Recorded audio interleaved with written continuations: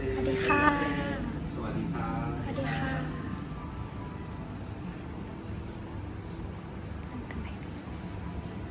いらっしゃいませ。いらっしゃいませ。いらっしゃいませ。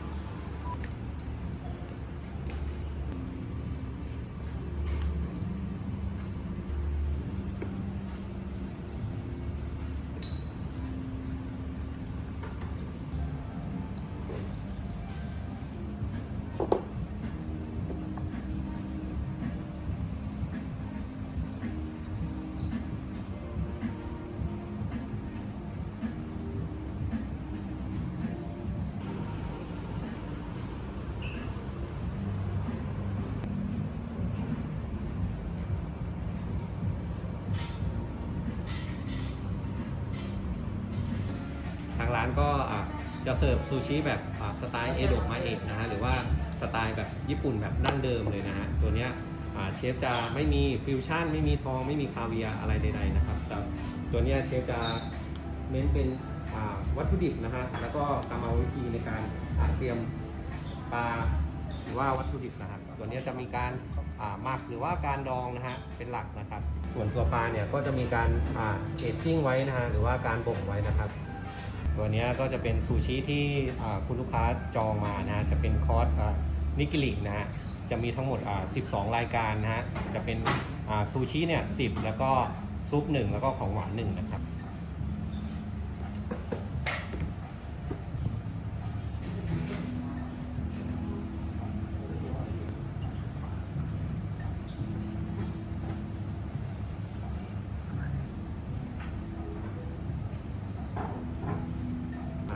โอริอิกะนะฮะหรือว่าปลาหมึกหอมญี่ปุ่นนะฮะตัวนี้ก่อนนำมาทำซูชิเนี่ยเชฟได้สไลด์เอาตัวพังผืดหรือว่าหนังที่มันเหนียวๆทั้ง2ด้านเนี่ยออกเรียบร้อยนะฮะเหลือแต่เนื้อข้างในที่มีความนุ่มแล้วก็มีความหวานนะฮะตัวนี้เชฟจะปัดผิวส้มยูสุเล็กน้อยนะครับเพื่อเพิ่มความหอมให้เขานะครับแล้วก็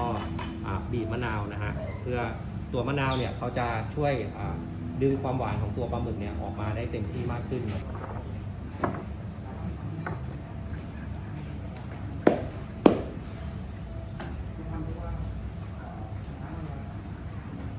ส่วนตัวซูชิคำแรกเนี่ยเชฟจะใส่วาซาบิไว้แบบกลางๆก่อนนะฮะแล้วก็ถ้าคุณลูกค้าเนี่ยอยากจะขอเพิ่มเนี่ยเดี๋ยวคำที่2เชฟจะเพิ่มให้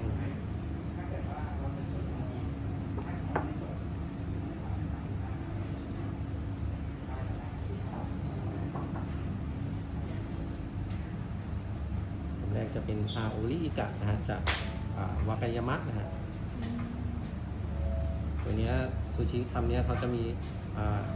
เท็กเจอร์ที่มีความหนึบๆนุ่มๆนะฮะแล้วก็มีความหอมหวานสดชื่นนะฮะ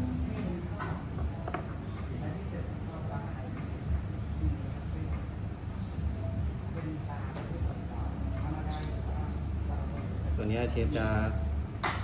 ท็อปด้วยดีหมึกนะฮะเล็กน้อยครับ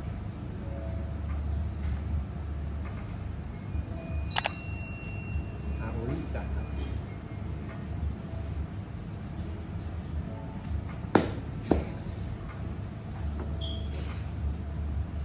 เชฟจะแนะนำให้ใช้มือในการหยิบทานนะฮะเพราะว่าเชฟจะปั้นข้าวเนี่ยล้วนนะฮะจะเป็นภาพรวมๆนะฮะตัวนี้จะเวลาเข้าไปในปากของเราเนี่ยข้าวเขาก็จะละลายกระจายตัวได้ดีมากขึ้นนะไม่ต้องเคี้ยวเยอะนะ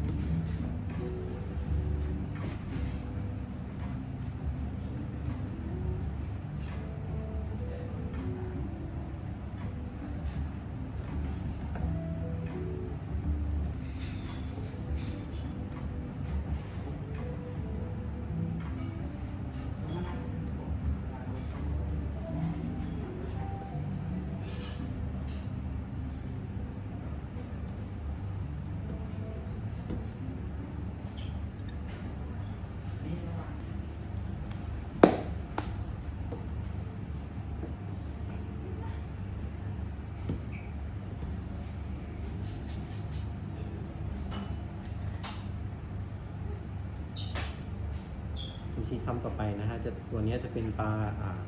ลาบุรีนะฮะหรือว่าปลาฮามาจินะฮะตัวนี้จะเป็นปลาตัวเดียวกันนะฮะแต่ว่าจะเป็นฮามาจิตัวที่โตเต็มวัยแล้วนะฮะเขาก็จะเปลี่ยนชื่อเป็นปลาบุรีนะครับตัวนี้บุรีเนี่ยเขาก็จะมีขนาดที่ใหญ่กว่าแล้วก็มีเนื้อที่มีความนุ่มมากกว่านะเพราะว่าไขมันของเขาเนี่ยเยอะกว่าครับ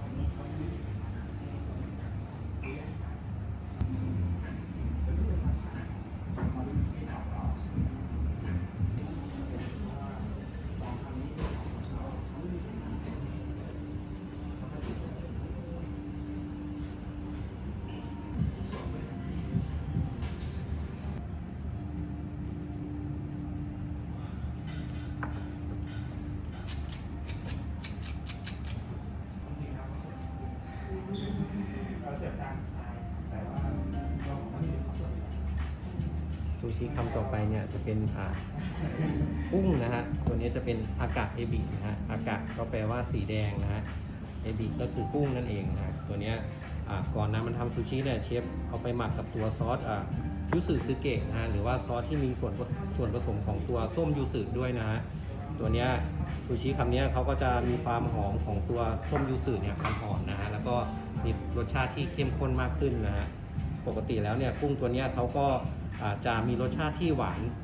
ในตัวของเขาอยู่แล้วนะฮะมากๆนะ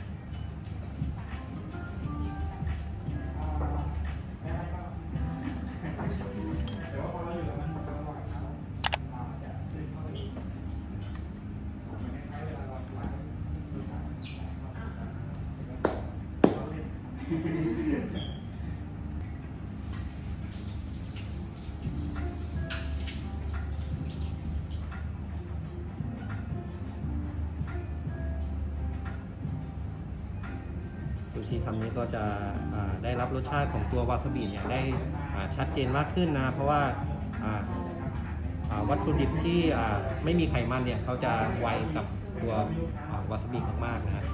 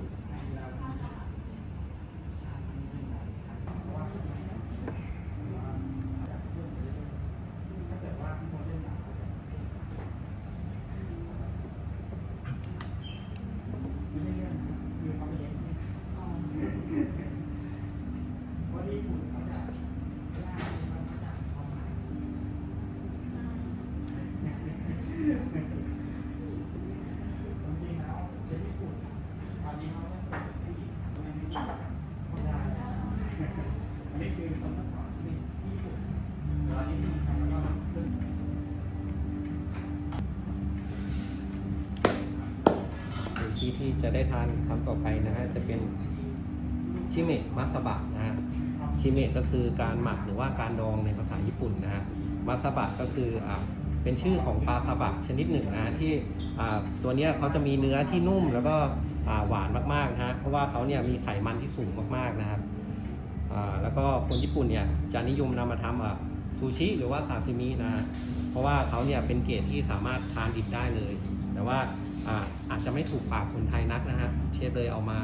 ากับเกลือแล้วก็ดองกับตัวน้ำส้มสายชูให้นะเพื่อว่าให้ทานง่ายมากขึ้นแล้วก็รสชาติจะกลมกล่อมมากขึ้นนะฮะตัวนี้เชฟจะใส่เป็นใบชิโซะหรือว่าใบโอบะที่เรารู้จักกันนะฮะแล้วก็ตัวงาขาวเข้าไปเล็กน้อยนะฮะ ตัวเนี้ยเขาจะเพิ่มความหอมให้ซูชิคำนี้หอมมากขึ้น แล้วก็เวลาเราเคี้ยวเข้าไปเนี่ยโดนงาเนี่ยเราก็จะได้อีกเท็กเจอร์หนึ่งนะฮะ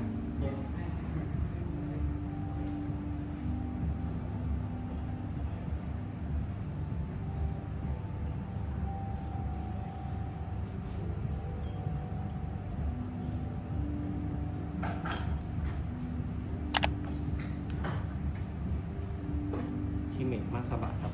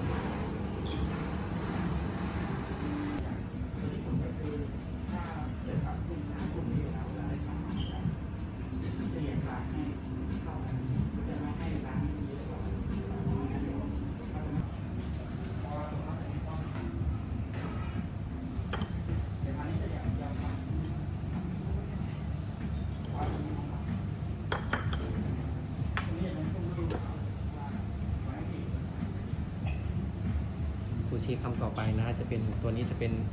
คามัตสึนะฮะหรือว่าจะเป็นนิดบาราคูด้านะฮะตัวเนี้ยชื่อภาษาไทยของเขาก็จะชื่อว่าปลาน้ำดอกไม้นั่นเองนะฮะหรือว่าปลาสากเหลืองนะฮะเพราะว่าลักษณะของเขาเนี่ยจะตัวกลมๆคล้ายๆสากนะฮะแล้วก็ยาวประมาณศอกหนึ่งนะฮะปลาชนิดนี้เขาจะเป็นปลาเนื้อขาวที่มีเนื้อที่นุ่มมากๆนะฮะแล้วก็มีความหวานมากๆเมื่อเราเอามาอาบุริเนี่ยเขาจะมีความหอมยิ่งขึ้นอีกนะครับเพราะว่าไขมันใต้ผิวหนังของเขาเนี่ยละลายออกมาเปลี่ยนเป็นความหอมนะตัวนี้จะทำให้ซูชิคำนี้อร่อยมากขึ้นตัวนี้เชฟจะเสิร์ฟมาคู่กับตัวข้าวที่เป็นข้าวสีขาวนะคำแรกนะฮะ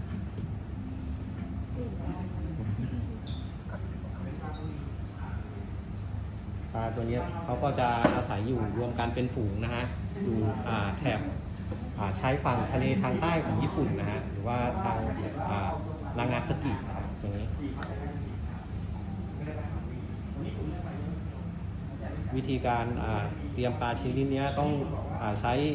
เทคนิคแล้วก็ความชำนาญในการแล่มากๆนะเพราะว่าปลาตัวนี้เขาจะมีเนื้อที่นุ่มมากๆแล้วก็ถ้าเกิดเราแล่ไม่ดีเนี่ยเนื้อของเขาอาจจะเละได้นะอาจจะไม่สวยนะครับ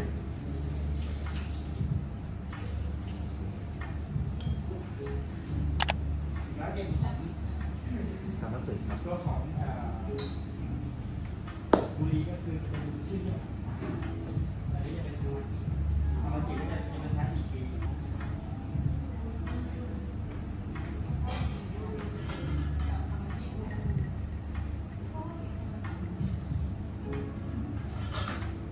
ส่วนใหญ่เราคำนักสืบว่าคำบุรีอันนี้ก็คือเขาจะเริ่มทำยิงเขาให้หายไป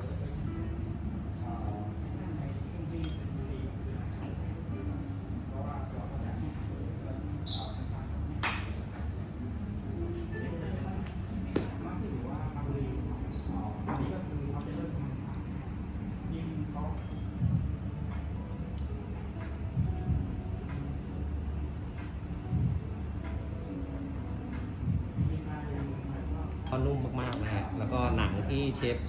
อาบุริให้เนี่ยเขาก็จะมีเท็กเจอร์ที่กรอบขึ้นมาหน่อย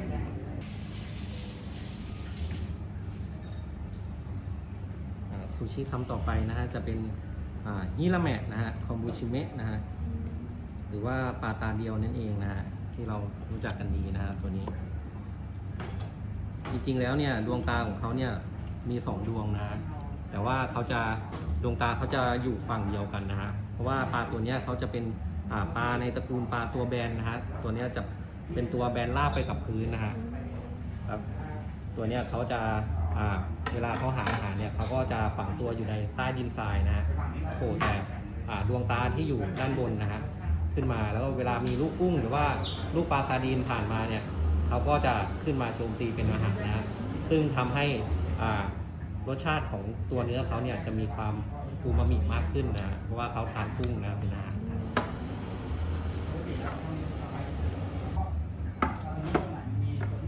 ตัวนี้เชฟจะเสิร์ฟมาคู่กับตัวเอ็นกวานะฮะหรือว่าตัวคีบของเขานะฮะ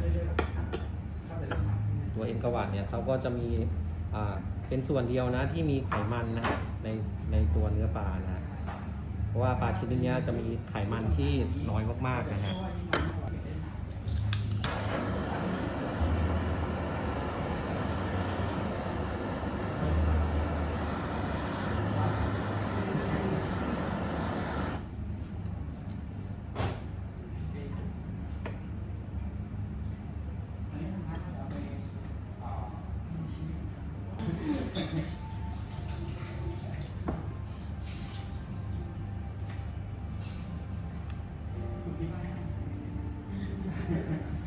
แต่ว่า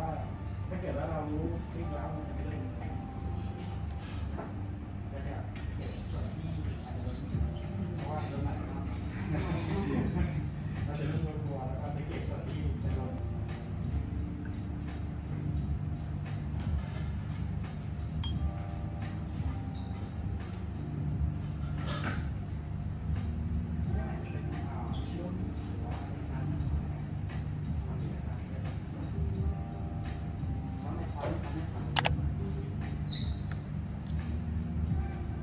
ฮิราเมะคอมบูชิเมะครับคอมบูชิเมะก็คือเทคนิคการเอานำปลาเนี่ยฮิราเมะเนี่ยไปดองกับตัวสาหร่ายโคบุนะฮะตัวสาหร่ายเขาก็จะดึงน้ำส่วนเกินของตัวปลาเนี่ยออกมานะฮะ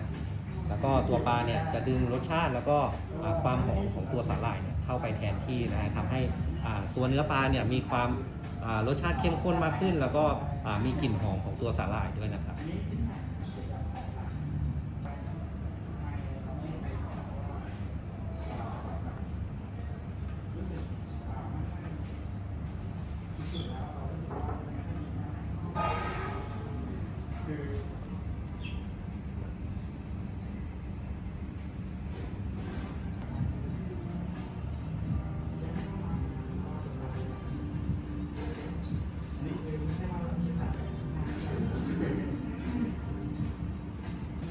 ซูชิคำต่อไปนะฮะจะเป็น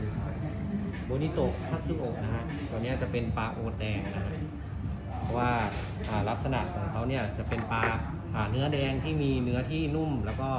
อร่อยมากๆนะฮะจะมีลวดลายตรงนี้นะจะคล้ายๆกับตัวแตงโมนะฮะเอาไปหมักกับตัวซอส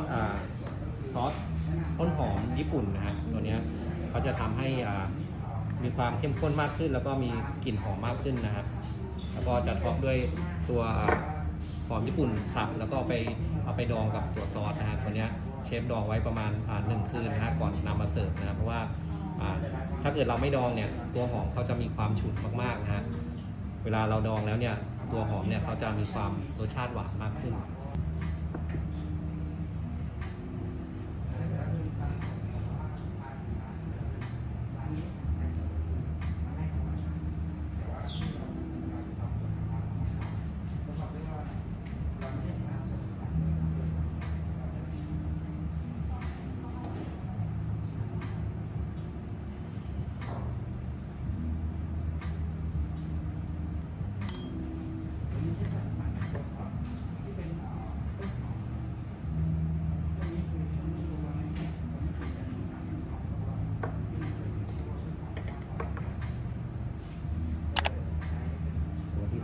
จะเป็นชิโรเนงินะ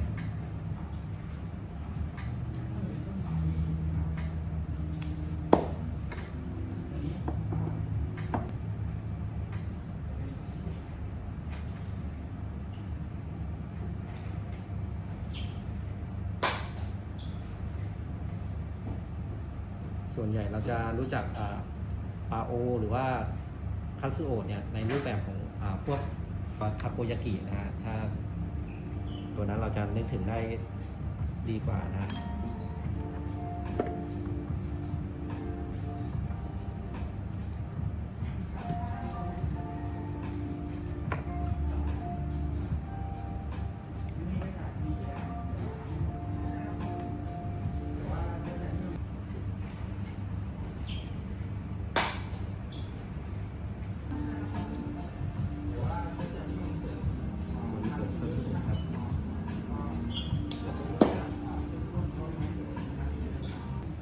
ชิคำต่อไปนะจะเป็น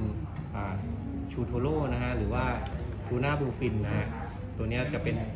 ส่วนที่มีไขมันปานกลางนะฮะจะเป็นส่วนที่คุณลูกค้าหลายท่านเนี่ยชอบทานมากๆนะฮะรวมถึงตัวเชฟก็ชอบนะเพราะว่าเขาจะมีความมันที่ปานกลางเนี่ยจะไม่เลี่ยนมากจนเกินไปนะตัวนี้จะเป็นรสชาติที่เข้มข้นนะเพราะว่าเชฟเนี่ยเอาไปหมักกับตัวโชยุสเกะนะ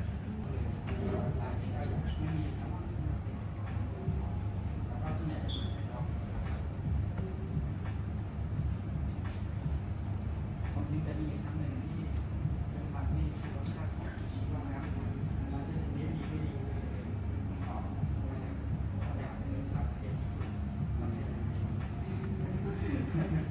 แต่ว่าที่ร้านเราที่นี้เสร็จมาสั่งเพราะว่าเขาเลยให้มาเปลี่ยน ชูโทโร่โชยุสเกะ ความจริงดูดีที่สุดแต่ว่าเป็นในสมัย เชฟก็เอาไปบ่มไว้นะประมาณ 7-10 วันนะฮะตัวเนี้ยเพื่อจะต้องการให้ตัวเอนไซม์ในเนื้อปลาเนี่ยเริ่มย่อยสลายโปรตีนนะฮะทำให้เนื้อปลาเนี่ยเขามีความนุ่มแล้วก็มีรสชาติที่เข้มข้นมากขึ้นนะฮะตัวเนี้ยถ้าเกิดเราบ่มไว้เนี่ยรสชาติความเปรี้ยวเนี่ยเขาก็จะลดลงแล้วก็ความหวานเนี่ยก็จะเพิ่มขึ้นแล้วก็เนื้อเนี่ยก็จะนุ่มมากขึ้นนะชูโทโร่ชูเกะ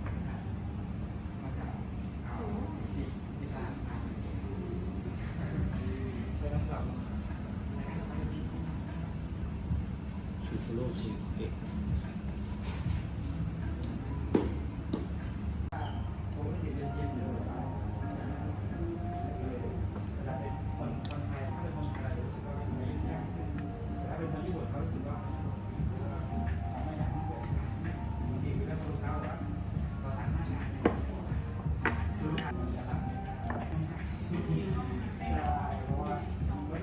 ซูชิคำนี้จะเป็นคอนมากุโระนะฮะโทโร่ทากุนะฮะตัวนี้จะเป็นทูน่าบลูฟินทั้ง 3 ส่วนนะฮะทั้ง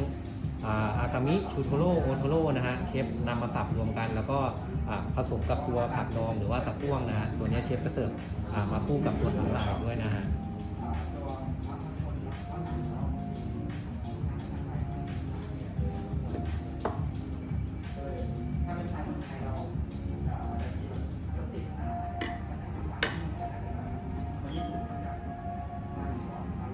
ตัวนี้เชฟจะให้พิเศษนะฮะเป็นพิเศษข้าวนะฮะกับวาซาบินะฮะ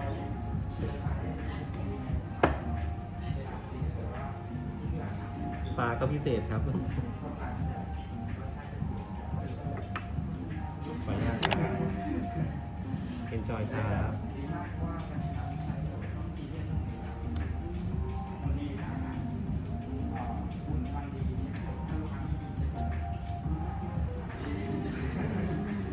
ทูน่าบลูฟินครบทั้ง 3 ส่วนเลยนะฮะ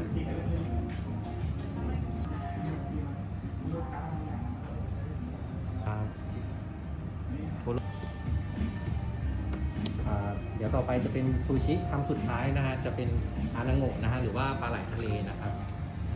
ตัวเนี้ยปกติแล้วเนี่ยทางเราจะเคยทานอานาโงะเนี่ยในรูปแบบของการย่างก็เป็นส่วนใหญ่นะฮะแต่ว่าทางร้านเนี่ยจะใช้เป็นวิธีการต้มนะฮะตัวนี้จะทำให้ตัวเนื้อของตัวปลาไหลเนี่ยเขามีความนุ่มแล้วก็กระดูกของเขาเนี่ยจะมีความอ่อนมากๆนะสามารถทานได้ทั้งคำเลยนะฮะตัวนี้จะเป็นการต้มหวานนะฮะแบบนิสเกะนะฮะแบบญี่ปุ่น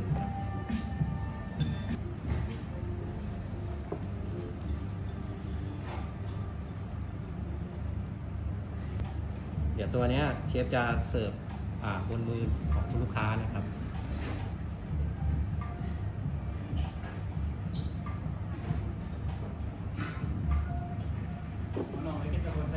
ありがとうございます。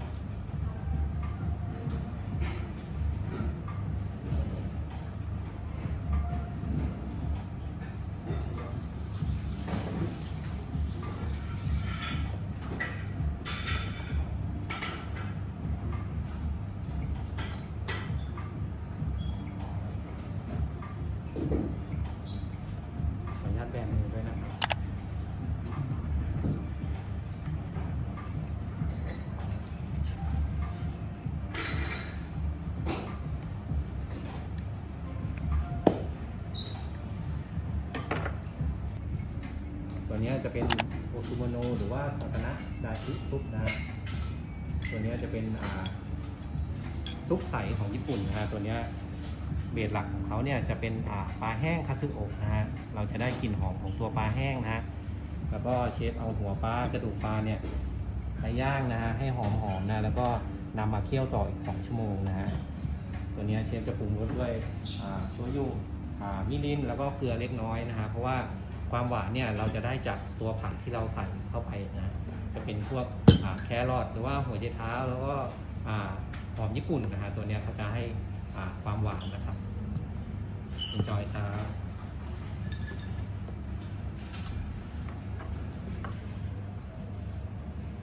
เห็นไหมฮะ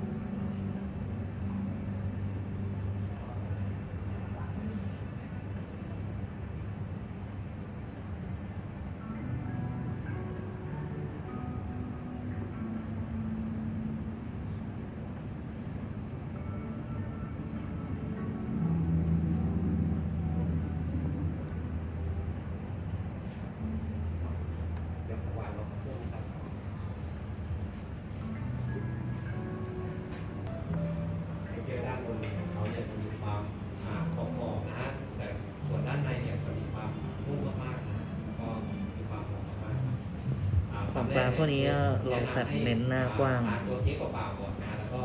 คำที่สอง ซึ่งความบางกำลังดีครับ ดูเหมือนจะบางมากแต่ว่าน้ำหนัก12-15 กรัมกำลังอร่อย เพราะถ้าเยอะกว่านั้นปลาตระกูลบุรีเนี่ยมันมีรสชาติที่เปรี้ยวครับ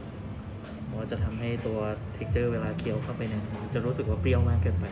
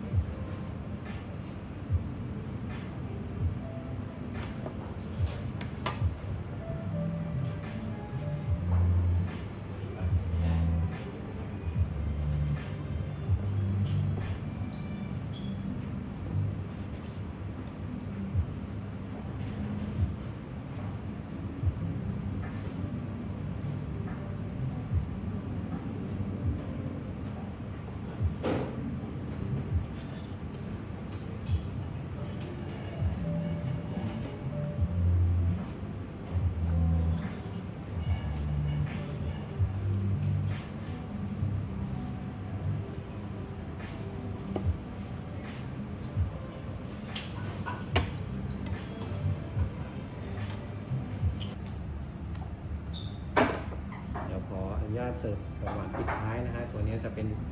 คลาสสิกเฮล่าเค้กนะครับตัวนี้เชฟจะเสิร์ฟมาคู่กับตัวยูสึบัตเตอร์ซอสนะฮะ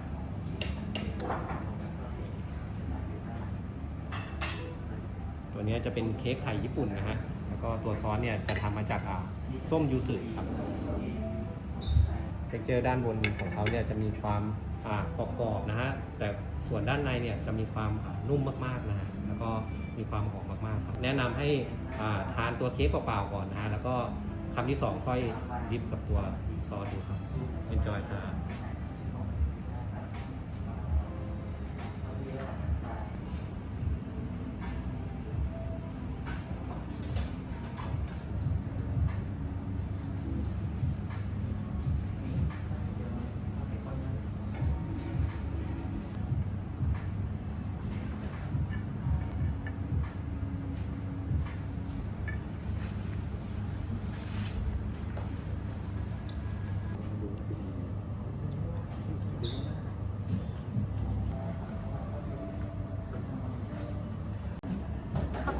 เช